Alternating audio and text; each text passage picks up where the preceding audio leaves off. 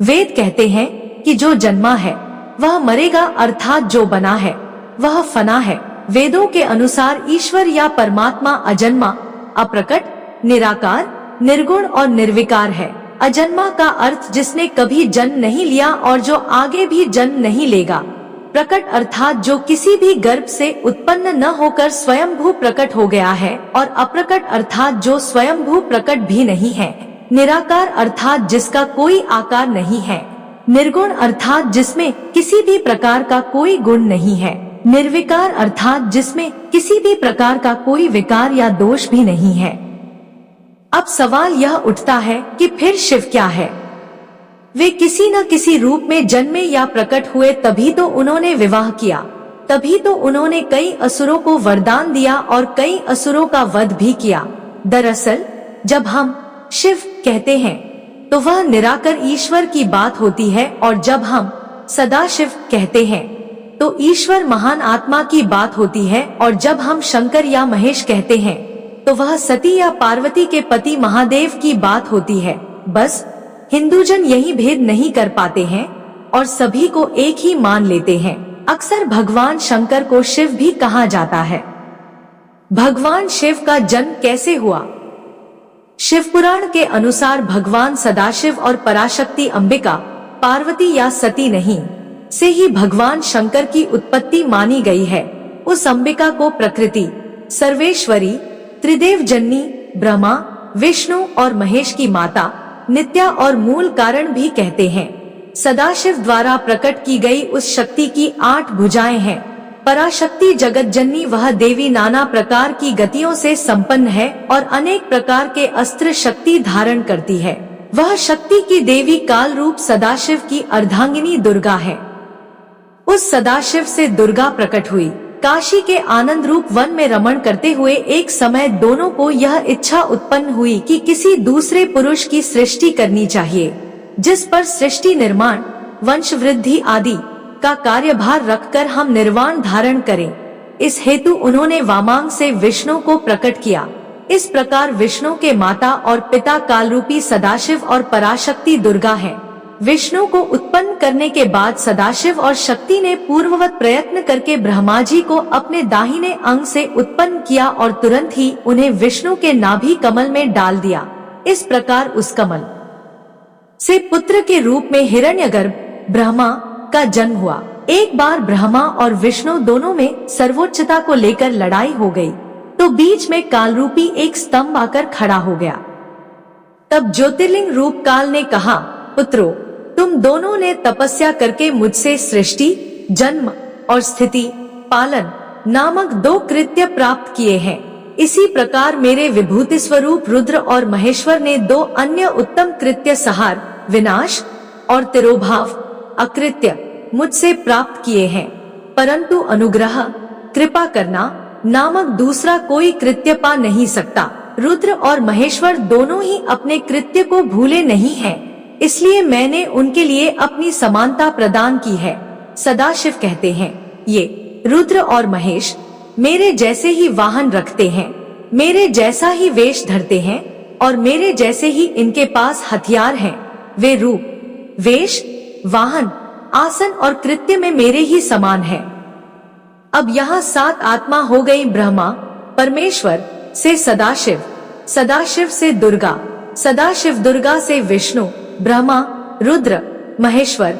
इससे यह सिद्ध हुआ कि ब्रह्मा, विष्णु, रुद्र और महेश के जन्मदाता काल रूपी सदाशिव और दुर्गा है। भगवान शिव से एक धन्य जोड़ी कथा के अनुसार, विष्णु पुराण के अनुसार ब्रह्मा भगवान विष्णु की नाभि कमल से पैदा हुए, जबकि शिव भगवान विष्णु के माथे के तेज से उत्पन्न हुए बताए गए हैं। विष्णु पुराण के अनुसार माथे के तेज से उत्पन्न होने के कारण ही शिव हमेशा योग मुद्रा में रहते हैं। श्रीमद् भागवत के अनुसार एक बार जब भगवान विष्णु और ब्रह्मा अहंकार से अभिभूत हो स्वयं को श्रेष्ठ बताते हुए लड़ रहे थे, तब एक जलते हुए खंभे से भगवान शिव प्रकट हुए। विष्णु पुराण में वर्णित शिव के जन्म की कहानी शायद भगवान शिव का एकमात्र बाल रूप वर्णन है। इसके अनुसार ब्रह्मा को एक बच्चे की जरूरत थी। उन्होंने इसके लिए तपस्या की। तब अचानक उनकी गोद में रोते हुए बालक शिव प्रकट हुए। ब्रह्मा ने बच्चे से रोने का कारण पूछा तो उसने बड़ी मासूमियत से जवाब दिया कि उसका कोई नाम नहीं है इसलिए वह रो रहा है। तब ब्रह्मा ने शिव का नाम रुद्र रखा, जिसका अर्थ होता है रोने वाला।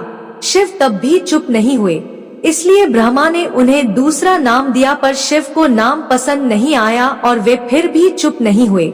इस तरह शिव को चुप कराने के लिए ब्रह्मा ने 8 नाम दिए और शिव 8 नामों रुद्र, शर्व, भाव, उग्र, भीम, पशुपति, ईशान और महादेव से जाने गए। शिव पुराण के अनुसार यह नाम पृथ्वी पर लिखे गए थे। शिव के इस प्रकार ब्रह्मा पुत्र के रूप में जन्म लेने के पीछे भी विष्णु पुराण की एक पौराणिक कथा है। इसके अनुसार जब धरती, आकाश, पाताल समेत पूरा ब्रह्मांड जलमग्न था, तब ब्रह्मा, विष्णु और महेश, शिव के सिवा कोई भी देव या प्राणी नहीं था। तब केवल विष्णु ही जल सतह पर अपने शेषनाग पर लेटे नजर आ रहे थे। तब उनकी नाभि से कमल नाल पर ब्रह्मा जी प्रकट हुए। ब्रह्मा विष्णु जब सृष्टि के संबंध में बातें कर रहे थे तो शिव जी प्रकट हुए। ब्रह्मा ने उन्हें पहचानने से इनकार कर दिया। तब शिव के रूठ जाने के भय से भगवान विष्णु ने दिव्य दृष्टि प्रदान कर ब्रह्मा को शिव की याद दिलाई। ब्रह्मा को अपनी गलती का एहसास हुआ और शिव से क्षमा मांगते हुए उन्होंने उनसे अपने पुत्र रूप में पैदा होने का आशीर्वाद मांगा।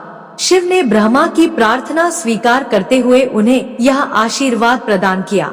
जब ब्रह्मा ने सृष्टि की रचना शुरू की तो उन्हें एक बच्चे की जरूरत पड़ी और तब उन्हें भगवान शिव का आशीर्वाद ध्यान आया। अतः ब्रह्मा ने तपस्या की और बालक शिव बच्चे के रूप में उनकी गोद में प्रकट हुए। कहाँ जन्म हुआ था? उस काल रूपी ब्रह्मा सदाशिव ने एक ही समय शक्ति के साथ शिवलोक नामक क्षेत्र का निर्माण किया था। उस उत्तम क्षेत्र को काशी कहते हैं। वह मोक्ष का स्थान है।